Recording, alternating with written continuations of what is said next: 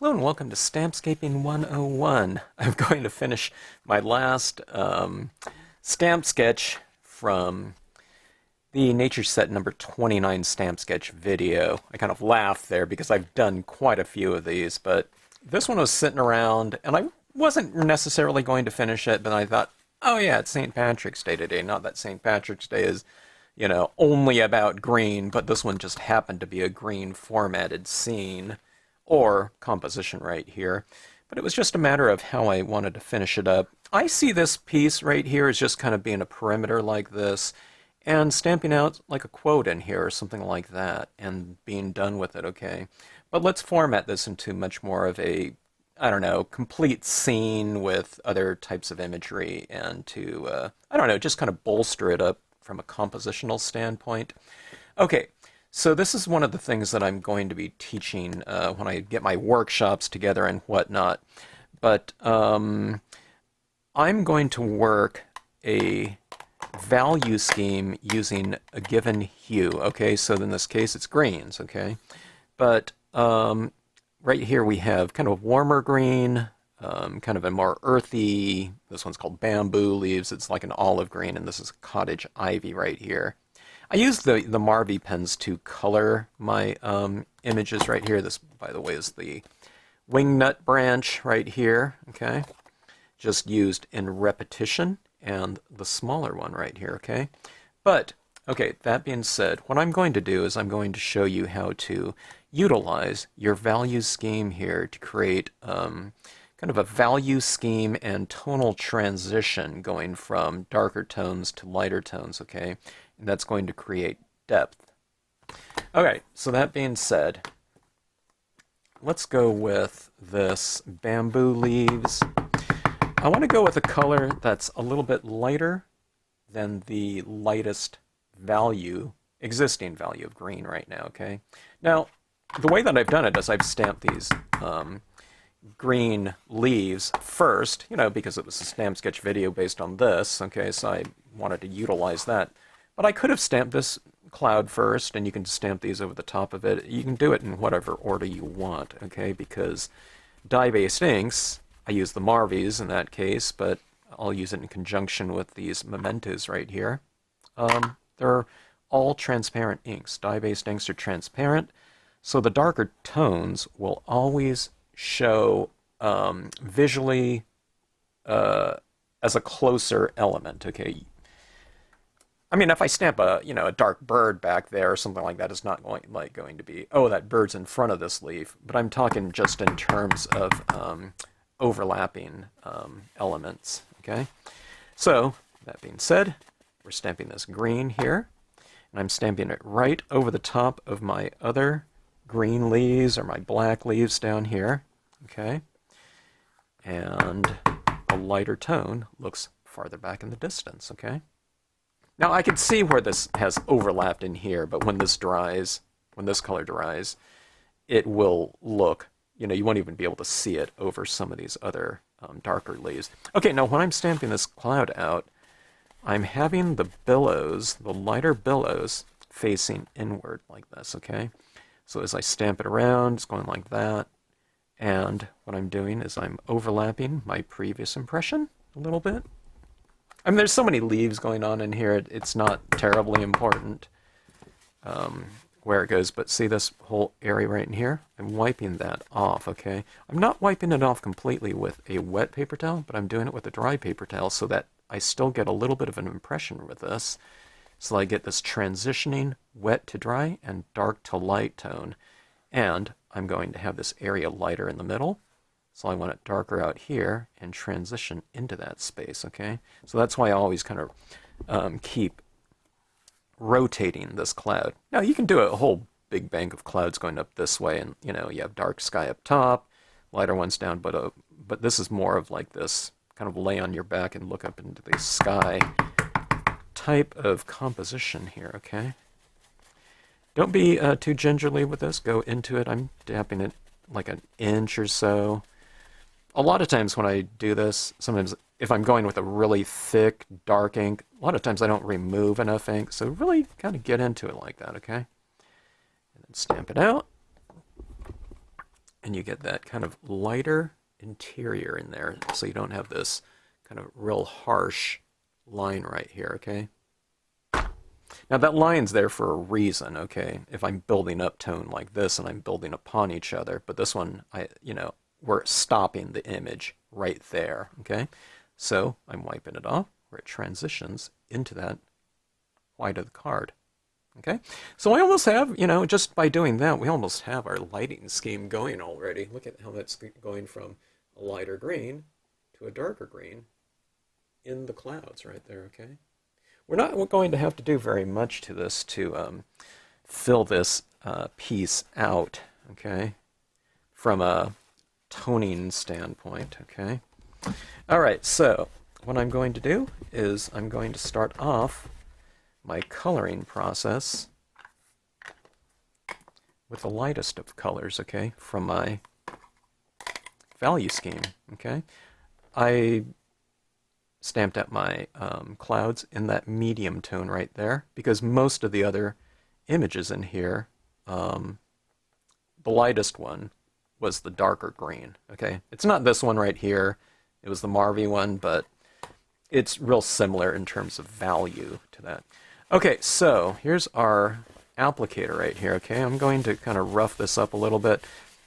Different brands of paper towels have a little bit of different texture. I found that this one has a little bit more texture than I want, so you just kind of soften it up like this a little bit, okay? And kind of get this ball. You just have to kind of fold it over, roll it over, whatever, until you get a decent amount of surface right there. I'd say it's about like my thumb or so in terms of space, okay? And that makes for a really good applicator right there. I have other types of applicators that I was trying out. Well, I don't know. I'll utilize some again so you can get a good idea of it. But they all work pretty much the same. I want to go with a very absorbent surface like this, like a paper towel is meant to absorb, right? And it's like one of its, top purposes, if not number one. So if you get a substance that absorbs, then you get enough of that ink to transfer like this, okay? So kind of even it out a little bit like this too before you start going in here like this. And what we're going to do is we're going to bring this color right into here, okay? Now one of the things that I'm going to be conscious of is I want to have this transitioning value scheme in here. We have the color scheme going that's green, but well, our value scheme is going to be going from dark to light like that, okay? This is the lightest color, so it's going to be going into our scene the farthest from the outside edge. And it's we're perimeter oriented right here, okay? And just fill in this entire area on the outside. I think this card looks pretty good just, without any of this tone too. I mean, if you just wanted to just stamp the clouds and you have your value range in there from the use of wet to dry, dark to light, you can just stay with that too. You don't have to add in any of this extra. But you can see if you like it when I'm done here. Okay? But see this as I'm going around like that. I am going in here a little bit like this. So maybe when I'm kind of a little bit more on the interior here, I might be using a little bit of a lighter tap or something, and maybe a heavier tap on the outside to get the edges more saturated and thus darker, okay? Because we're going from wet to dry with this ink, but that's also what we were doing with the stamp. That cloud was going from wet to dry, okay? All right, so what this represents is this light. We have this greenish kind of, I want to go for this kind of emerald tone. When I'm doing these types of transitions right here in these color schemes like this, the thing that I have in mind is it's like a jewel, like you're looking into like a deep emerald or something like that, where it looks like there's an interior light being kind of, illuminated and shining from within. That's the general kind of concept right here. That being said, let me throw in a Marvy green, okay? If you don't have, they're not selling these blank pads anymore, I guess. this was the blank pad right here, but I use just blank re-inkers all the time. I just put a little bit of a drop like that. I ink up like that, and you can take it in here like that, okay? But Marvy inks are really super bright. So speaking of like an emerald, like a glowing jewel, this will add a nice intensity to my scene. I don't know if you can see that right there, how much more intense this Marvy green is. You don't have to have it. If you have it, add it in, okay? All right, and you know, it's just, I'm using the same applicator right here. All right, here goes the Memento Cottage Ivy, okay? That's not getting much darker there because the perimeter is getting really saturated. Plus this green isn't that dark to begin with. It's not too bad, but let's go even darker, okay?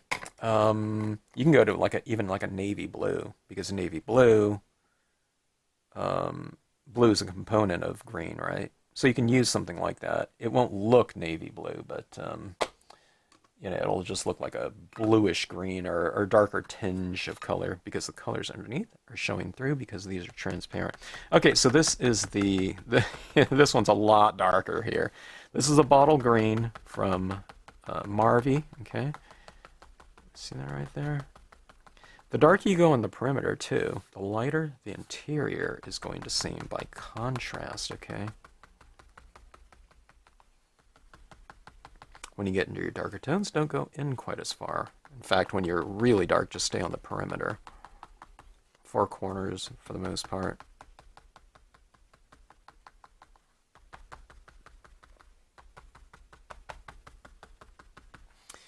All right, and that is that. That's bottle green. I used to use bottle green and violet to form a really deep, rich, dark tone.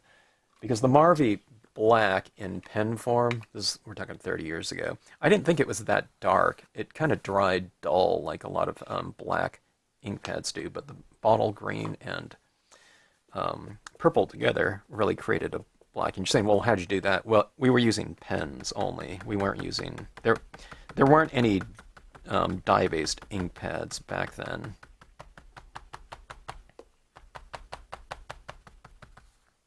All right, this is black right here. Okay, see how that's really getting that edge kind of, I don't know, darkened, and it creates a nice deep framing here, okay? All right, but you notice too, by having all these darker tones around here, do you see how it's really blending in all of these images of the branches and leaves.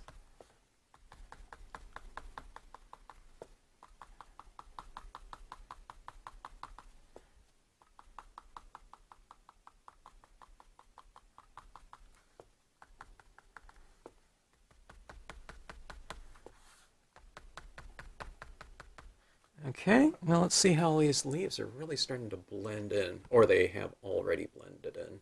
But see, this looks like to me it looks like an illusion of a deep space. It looks like it's going back in the distance. I mean, this is a flat card, right? But utilization of varying values really lends itself to that deep space and that illusion of lighting, okay, emanating from within this space and coming out. And we'll do some other things to enhance that whole feel, too. Okay, so, let's see. I'm going to take these birds right here. This is called the flock. And I'm going to stamp this in black like this, okay? And then I'm going to take the smaller flock and I'm going to blot it off once. Let's see. I was thinking I might have blotted it off too much. Okay, and we'll go up here like this. So I don't know if I blot off enough sometimes, so I don't know. I wanted to come out like a 80% gray, or I don't know, anywhere between like a 60% gray and an 80% gray, just so the smaller version looks farther back in space. And now what we're going to do is we're going to add in some white pigmenting in here to really enhance the illusion of space in here by putting in this kind of illuminated vapor and our cloud, additional cloud formatting into the scene. All right, but do we need to heat set this? You know, I never heat set before. Dye bastings on cardstocks like this, but I think I need to on this. And I mean, one of the other things too is that black in there is a VersaFine Clair, which is an oil basting. So I've kind of moved that around a little bit, adding all that tone in there. I've kind of removed some of that oil basting in there. Now normally what I would do is I would wait till the end to stamp those VersaFine Clair impressions out, okay? And I would just let it set, but I didn't do that on these ones because it was a stamp sketch video, so I wanted to show people what those darker forms would look like as is, okay, without any coloring.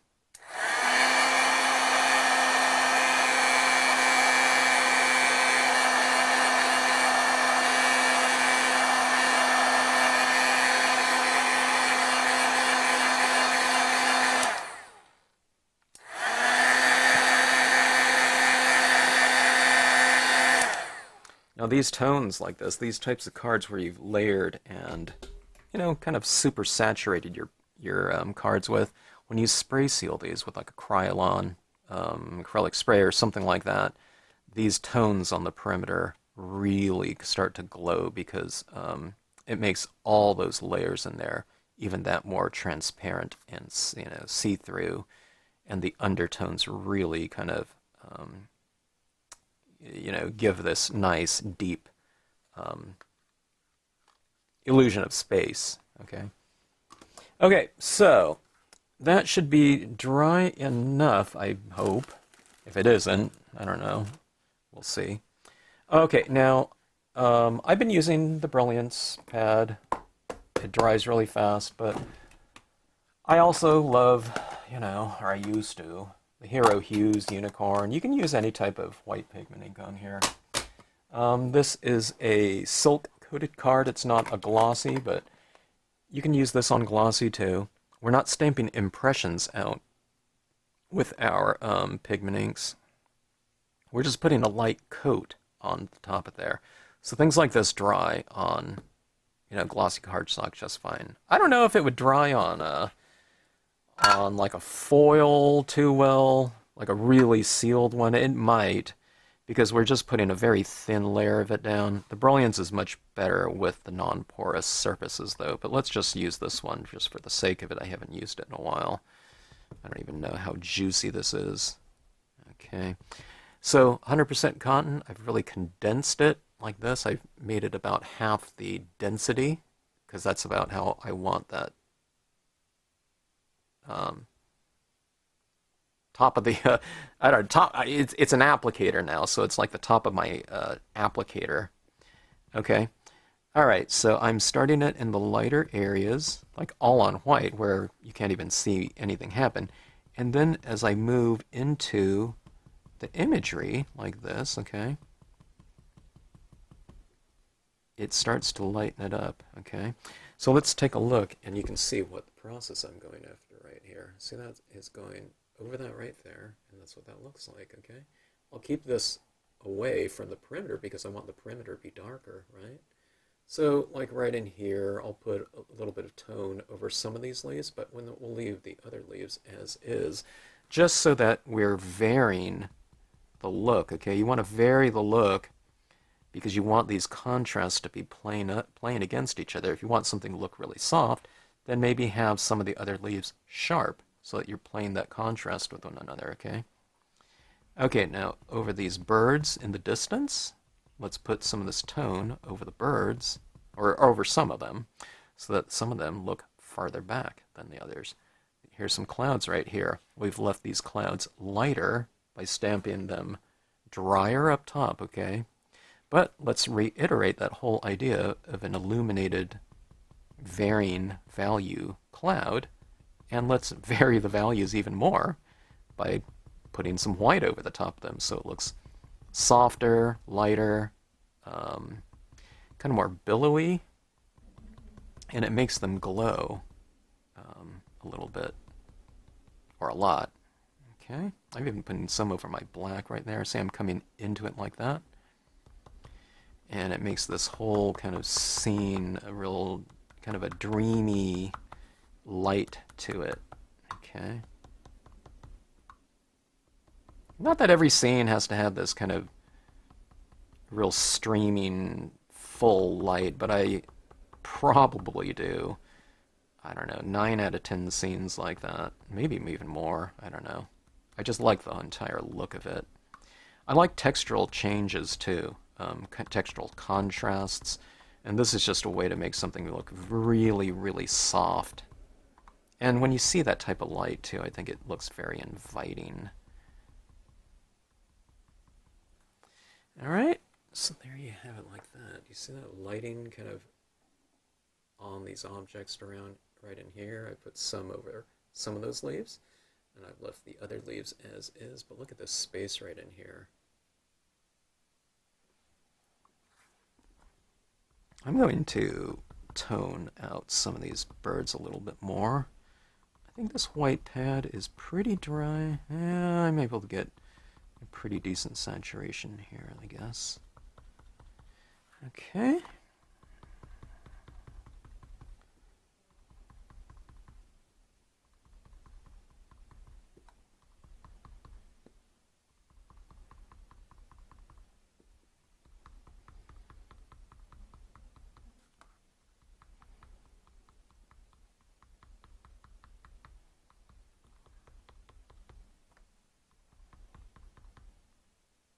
I think that should do it right there. It has such a soft light to this one. I don't think I'm going to use any white paint pen. I don't think so. I mean, I could add a little crisp light into it, but maybe we'll just leave it as is. Alright, now let's take a look at some formatting here. I'm thinking about maybe a word stamp too. Maybe up here in reverse or something like that. But let's format it.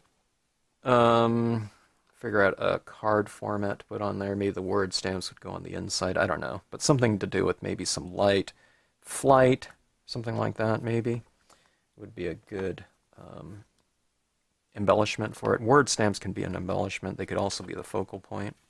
But let's see what this looks like.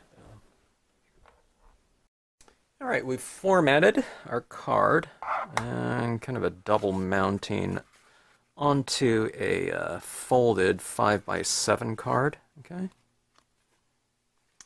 and let's go for this stamp right here from Scenic Sentiments number 7. This one just says Planet Earth. Okay, I thought it would go down here. I was going to go for beauty in nature, but I didn't have room over here before it went into this light area, so I'm going to stamp this out in white, and I don't want some of the letter forms to kind of get obscured by having that lighter cloud behind there. So this one just happens to fit, and I thought the sentiment fit as well. Alright, I'm getting a pretty good amount of ink on this, but don't fill in the the spaces in between. With pigment ink too, you have to kind of move your stamp around on here because you never know if the pad is inked up a little bit unevenly. There's thicker amounts of ink in one area. A lot of times with these pigment inks. Okay, and okay, let's see. Let's just hope that I am stamping this out in an ink that will show up on here enough. Okay, I'm going to let some of this ink transfer a little bit longer. Okay, so don't squeeze it too hard, just, nice even, an even application and pressure. Okay, and I'm holding this down too because the perimeter of this card was still pretty damp. I used a lot of ink on this card. Okay, so that is that. Like I said, this ink is translucent, okay, so you get some of that color showing. Oh, see, as I tap this off, I was stamping into a wet ink, so there's some green, that I'm tapping off like this. So it was still pretty wet. I guess I could have, given it a little bit more of a heat setting too, but I think that shows it pretty, decent enough like that. It's not super white. Maybe it would detract if it was super white. I don't know. But I think that looks pretty good as is. I don't know, it kind of blends in. Okay, so anyway, that is our card. See those leaves in the distance like that? And then the lighter tone of green, and then using those same hues to blend in around there to give it some depth. I guess I could have stamped out my foreground flock in black, and I could have stamped those ones out in green too, because that color of green represents that distance of objects too. But I don't know, this looks okay as well, especially with the white pigment ink applied right over the top of it. Okay, so thanks again for watching. Hope you enjoyed it.